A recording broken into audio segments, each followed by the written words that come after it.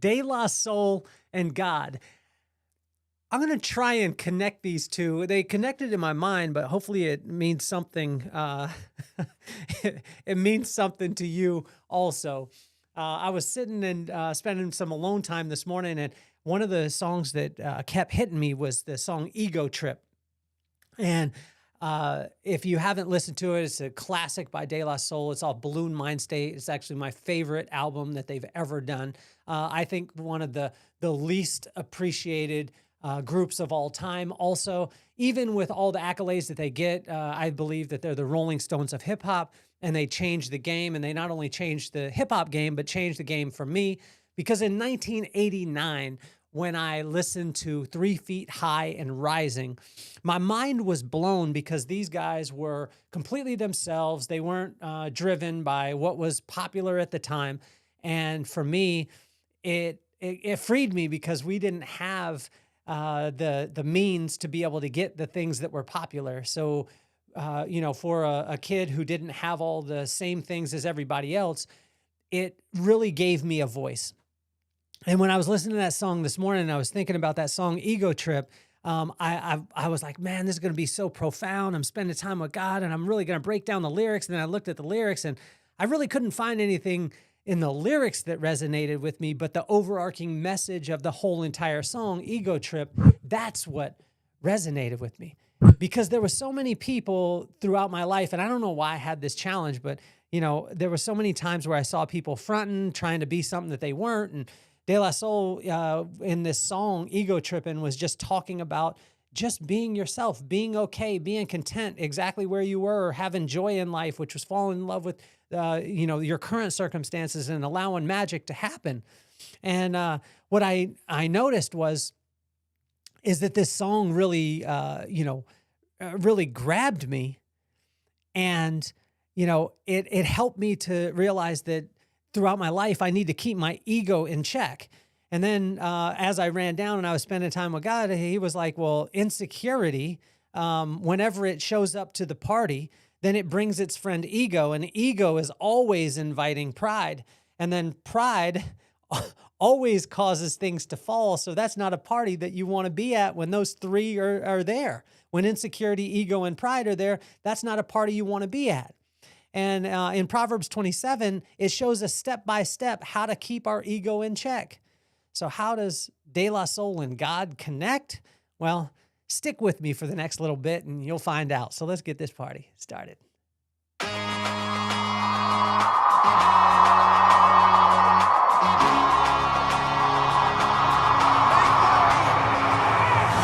more on my mind. I got 2 shines, so every day I grind. Work in the morning, work in the evening. We's achieving, cause we believing. It's for certain, we put the work in.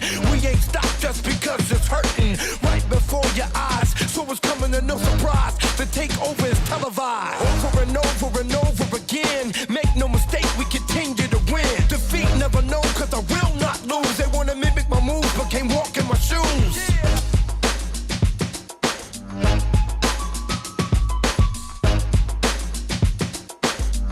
I believe that God can inspire you through anything. And this morning I was inspired by De La Soul. And again, I thought that I had this thought where, I listened to Ego Trippin'. And if you haven't listened to Balloon Mind State, I want you to stop this right now. And I want you to download or go to Apple or Spotify or to your Pandora. And I want you to get the Balloon Mind State download. I'm saying album. I guess you would say album today, maybe CD, download, whatever it is. But listen to it in its entirety. It is just, for me, it was incredible. The first single on that was Break of Dawn. And I remember there was a hiatus. So there was 3 Feet High and Rising. And that was, it blew up. It was huge. And then De La Soul is Dead. And that one, people, it was tough it was a sophomore album. I still loved it. It was one of my favorites also. But it didn't get as much critical acclaim. And there was a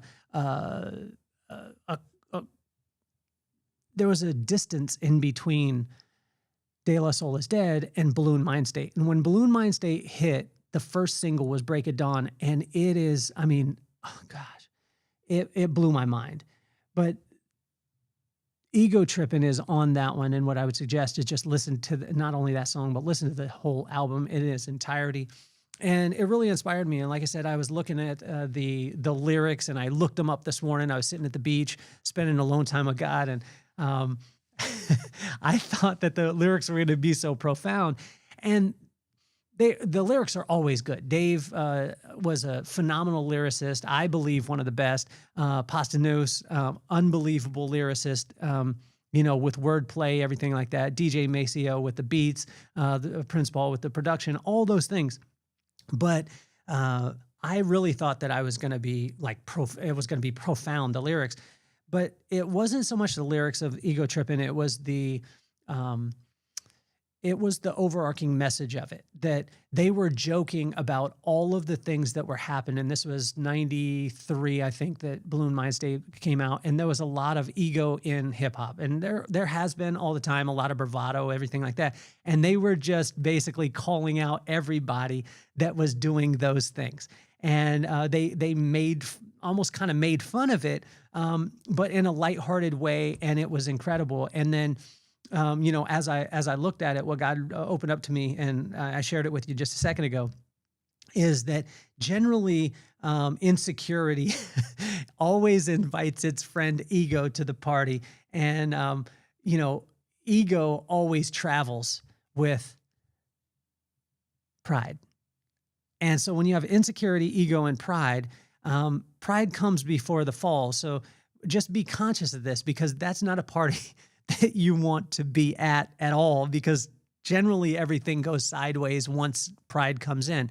But if you can track it back, your pride was caused by your ego was caused by your insecurity, and your insecurity is caused from the lack of wisdom and lack of truth and lack of love and grace inside of your heart. So if we fill up our heart with love and grace and peace and wisdom, then insecurity won't be there, because we'll just be ourselves and not try and be somebody else.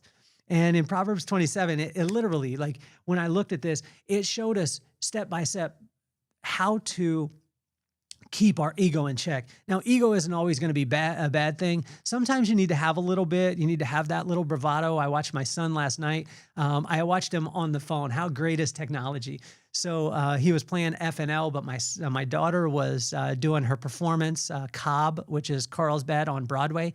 And so she was performing. By the way, she did the best she's ever done. I mean, it was unbelievable. She did a duet with Anna and Frozen, Anna and I don't know the other character, Elsa. Her friend was Elsa, she was Anna, and I mean, my daughter projected. It was unreal. Like, it was such a cool moment. But I got to go see that. We call it Divide and Conquer. So I was watching my daughter perform, and here's my son playing FNL, but I didn't get to his game. But I FaceTimed my wife right as I walked out of the play or the performance, and she FaceTimed and turned on, let me watch my son. And in the fourth quarter, they were down, and he comes in at quarterback, pump fakes, and has this dude do a stop and go, hits a touchdown. The crowd goes wild. They go up by 1. The other team scores, and they go up, and then my son leads them down again, and their team scores, and they win the game. And it was incredible, because when my son walked in the house, I was like high-fiving him, everything like that. And I could see he had, that pride in him, in a good way. He had a little ego, yo, give me the ball. I can help us. And my daughter had that same thing, where I told her, you did so great last night. And she said, I keep telling him, just give me a shot. Now, there's an example of a positive ego, right? A positive part of it. It doesn't stem from insecurity, but most of the time our ego will stem from insecurity. It starts off with insecurity, then it builds ego, then it builds pride. And when that pride is in that negative light, I guarantee you the pride comes before the fall. So just be conscious of it. Those 3 characters I've battled with in my life, and it's, insecurity is generally really good friends with ego, and ego always invites pride to the party, and then things go sideways. But what I found is most of the time I was told in my life that, check your ego, beware of your ego, all this stuff. But no one ever told me what the ego actually was and how to be able to keep it in check and to be able to run it down and to be able to see like, okay, imagine if you had a checklist and you had that checklist and you were able to go down the checklist and look at it and say, okay, well, is this in line? Is this in line? Is this in line? Okay, cool. I'm safe. But when people told me to check my ego, I didn't have that. And so what I want to invite you to do today is read Proverbs 27. It is an absolute masterclass in keeping your ego in check, an absolute masterclass. But what I want you to do today too is to read it. And then I just want you to just pick out one verse, just one verse. Don't try and fathom everything. Just pick out one and then ask yourself, like, why did that touch my heart? Right? I had to ask myself this when I was listening to with the De La Soul song, Ego Trippin. Why did that hit my heart? Because I always thirsted for things that were real as opposed to people trying to fake what they or project what they thought everyone else should. I always wanted it to be real because I don't know, that was just a big thing in my heart growing up. So with this, with the ego part of it is just, we're going to go down through the checklist. So I want you to ask yourself, number one, what verse hit your heart? Number two, what specific place in your life did it make you think about?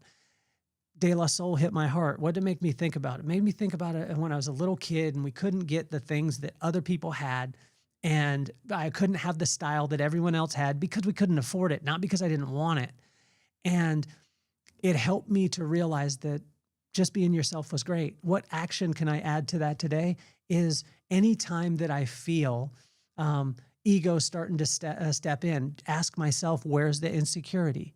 Where's the insecurity coming from? And then just beware and say, like, maybe I got to be cautious of it because I don't want that pride to come in and create some sort of fall, right?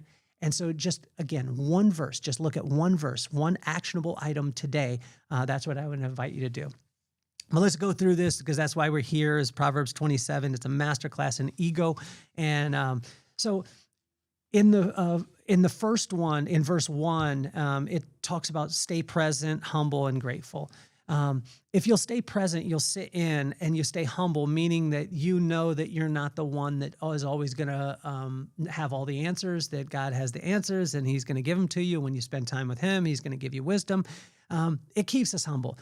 But keeping us humble is when we stay present. When we stay present in that particular moment. A guy asked me the other day, Rob Castro asked me, have you ever felt like this is it? This is the big thing that's going to happen. And I told him, I said, it hasn't happened yet. And this could be a negative part or a positive part, but most of the time I'm not focused on like, yay, I did that thing. I'm just on to the next. Now that can be a positive and it can be a negative in those places, but take a breath today, calm down and stay present, stay humble, and then stay grateful. Stay grateful for all the amazing things. I wrote them out this morning and I listed off. I said, I have a family that loves me. My kids love me. I love my kids. I love my wife. She's beautiful and she supports me and she's amazing. I have phenomenal friends. I absolutely love what I do. And then I listed off a couple of things that I don't have. And they paled in comparison to the things that I do. And that just keep you grateful. In verse 2, let someone else sing your praises. It is far more powerful, and third-party validation is what we're all looking for, right? And so I had this happen on LinkedIn. I posted about the Vibe Room, which is a live version of the podcast, and there's only 60 people that can come, and the tickets are already selling crazy, and it's going to sell out like every other event that we've done for the last 2.5 years. But I had a woman that reposted it, and she reposted it with her thoughts, and that's so much more valuable than me talking about it. And through all advertisement, through all marketing, we're all trying to get to the holy grail, which is third-party validation, where a person that doesn't have a dog in the fight is willing to give you a personal recommendation. We used to, one of my friends, his name is Tim Story. He said that it was Oprah dust. When he was on Oprah, he's been on Oprah a couple of times. He's one of Oprah's favorites, Super Soul Sunday. And Tim Story told me, he said his life changed when Oprah said, I think that you should go and buy his book. It was third-party validation. And what God is telling us in 3,000 years ago in verse 2 of Proverbs 27 is let someone else sing your praises. It's so much more powerful when someone else does. Stop beating your chest, do the work, and let somebody else sing the praise. In verse 3, fill up with truth and you will have no room for nonsense. The more and more you fill your heart up with truth, with wisdom, with love, with joy, with peace, the less room you have inside your heart for all the nonsense of this world. And that is something that I would encourage you to do as much as possible, and that'll keep your ego in check. In verse 4 and 20, comparison won't serve you. Walk in your greatness. My pops would always say this, boy, you're the greatest, so act accordingly. And sometimes we hear we're the greatest, it'll pump up our ego, but then we don't listen to the second part of what my pops was saying, so act according to that greatness. Imagine if number one, we understood how great we were at what we were designed to be, and then we walked in that greatness every single day and held ourselves accountable to it, and we walked according to it. I tell you, our world would change. Our world would be different in that aspect. In verse 5 and 6, good friends make you better. Not friends make you better, good friends make you better. How do we know that it's a good friend? Because they want the greatest thing for you. My buddy Will, I tell you, when I say I cannot tell you, I am going to tell you how much I love this man. Him and I have been friends since fourth grade. He has been there with me through every single thing. There's not a day goes by that he doesn't encourage me in some way. He's been with me with the podcast, with all this stuff, like all changes in careers, all those things. And he's always been by me and he's always loved me for me, but also he has encouraged me specifically about the things that he sees. Good friends make you better. Will, you make me better. And I want to tell you how much I absolutely love you. And honestly, think about it. In fourth grade, I was 9 years old. I'm 50 years old now. That's 41 years of friendship. Those things can't be replaced. Invest in your relationships. Start doing it now. If you don't have 41-year friends, then start now. It's the greatest thing in the world. Good friends make you better. In verse 7, wisdom creates an appetite for wisdom. Wisdom is the right use of knowledge. The beginning of all wisdom is the fear of God or the respect of God. The only way you could respect something is if you spend time with it, see its words and its actions. When they're in line, then you respect it. And then that gives way to wisdom. Wisdom is the right use of knowledge. And so wisdom, when you gain wisdom, you get an appetite for wisdom. It's like when you start eating good. When you start eating better food, you start getting an appetite for better food. When you start eating garbage, you start getting an appetite for garbage. I've gone through these things. But wisdom creates an appetite for wisdom. So seek wisdom at all costs and then guard your heart once it gets inside. In verse 7 through 10, work your land, be content and full of joy, and encourage all of those around you. You see, you can't encourage all of those around you if you're not full of joy. You can't be full of joy if you're not content.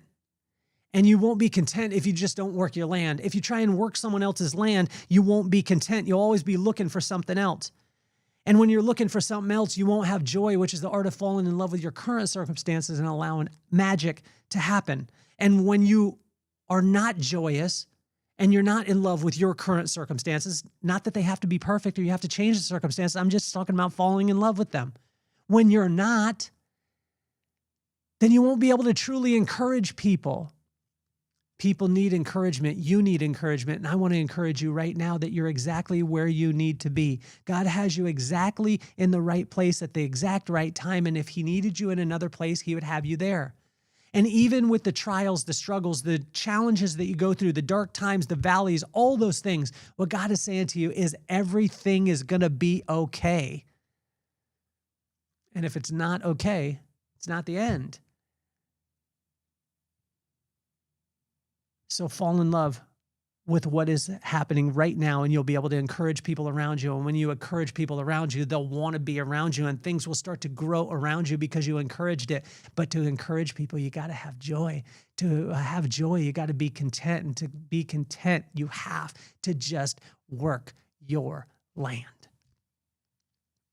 In verse 11 and 12, wisdom brings joy and calms your heart. A calm heart is needed in times of adversity. So let's go to this. If you have times of adversity, you need to have a calm heart, but wisdom will calm your heart. So seek wisdom at all costs. Fill your heart up with wisdom. You'll have no room for the nonsense. And when your heart is full with wisdom and it starts to overflow, that wisdom will come out your mouth. And when that wisdom comes out your mouth, you'll say the right thing at the right time for the right reason, and then right things will start to happen. Fill your heart with wisdom. It'll bring joy and it'll calm your heart. Because a calm heart is needed where you're going, because where you're going is going to be through the fire at times, through the valley at times, through the dark times, and you'll need a calm heart during that. And it'll all start with wisdom. In verse 13 through 16, stay out of debt, read the room, and invest in relationships.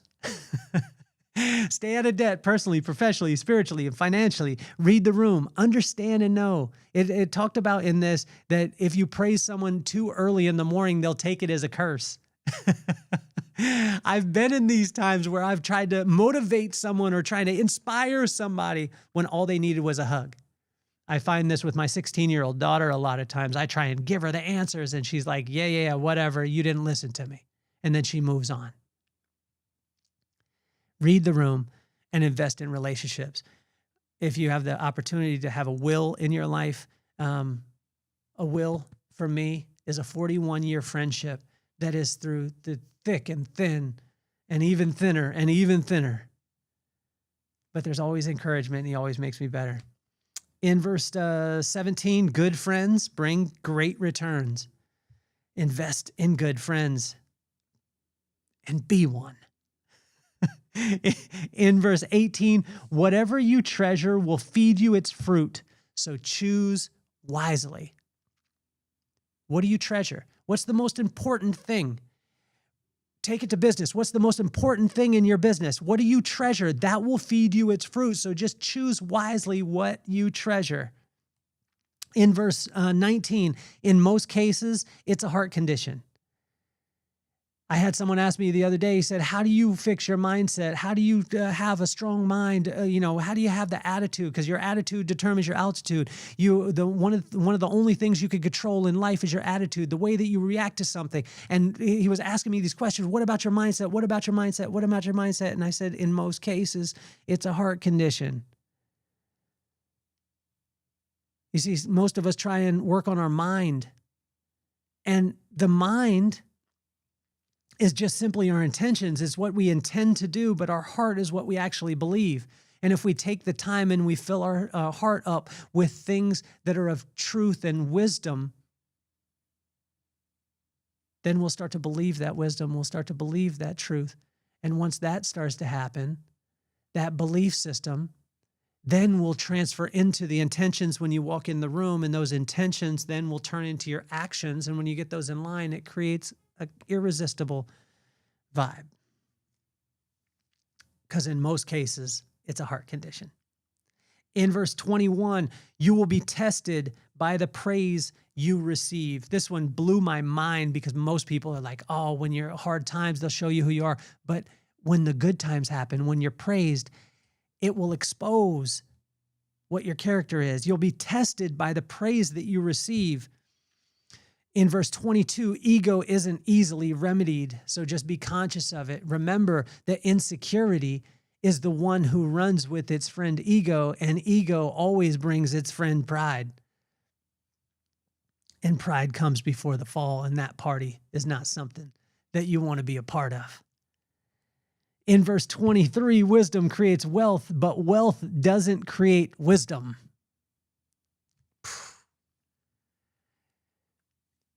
It's just a priority thing. That's what God talks about. It's just a priority thing. He just says, I want you to seek wisdom. When you seek wisdom, then it will bring wealth. It will bring wealth in every area of your life. But that wealth in every area of your life won't bring wisdom. So which one should we focus on? In verse 25 through 27, as we finish up, hard work creates rewards, so it's wise not to focus on the rewards. Focus on the hard work. See, how can I keep my ego in check? Think of this. If I want to keep my ego in check, I stay present, I stay humble, I stay grateful. I let someone else sing my praises because it's far more powerful. I look for third-party validation. I fill up with truth, and you won't have room for nonsense. I stay away from comparison. I go after good friends and I invest in them. Wisdom creates an appetite for wisdom. I work my land. I'm content. I'm full of joy, and I encourage those around me. Wisdom brings joy and calm to your heart. And a calm heart is needed in times of adversity. Stay out of debt, read the room, invest in relationships. Good friends bring great returns. Whatever you treasure will feed you. So choose wisely. In most cases, it's a heart condition. You will be tested by the praise you receive. Ego is not easily remedied. Wisdom creates wealth, but wealth doesn't create wisdom. And finally, hard work creates rewards, and it is wise not to focus on the rewards. Imagine if we just ran those down or just picked one of those out. Just pick one of those things out. Focus on it today. Just one. Just one. Wisdom creates wealth. Wealth doesn't create wisdom. Just focus on that one. Or ego isn't easily remedied. Or insecurity creates ego and invites pride, and pride comes before the fall. But the cool thing is, when we do fall, God has so much grace, and he wants you not only to receive the grace, but give it to yourself and give it to all the people around you. Two things today that are my favorite: the Word of God and De La Soul. How can they come together? Well, De La Soul wrote a song called Ego Trippin, telling you to just get your ego in check. But God came through in Proverbs 27, 3,000 years before, and said, hey, I want to tell you all the ways that you could keep your ego in check. What inspired me today? De La Soul. What gave me the boots on the ground, the tactical tools? Proverbs 27. I think that De La Soul should do a song called Proverbs 27. I think that would be great. But how could God's Word and De La Soul come together? Is because they both deliver the exact same message today. Keep your ego in check. God could speak through anything, and he did today, to encourage you to stop ego tripping.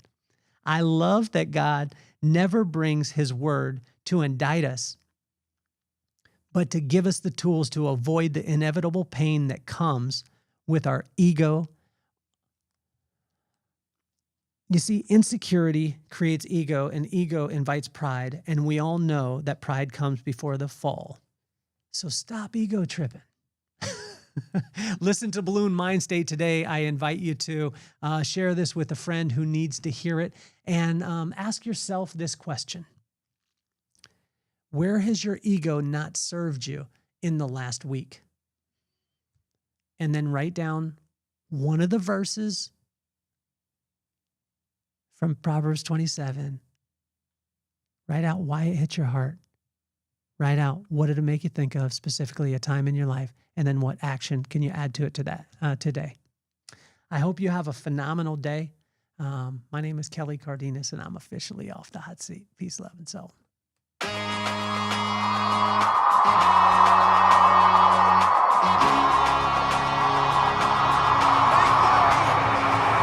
Nothing more on my mind. I got to shine, so every day I grind. Work in the morning, work in the evening. We's achieving, cause we believing. It's for certain, we put the work in. We ain't stopped just because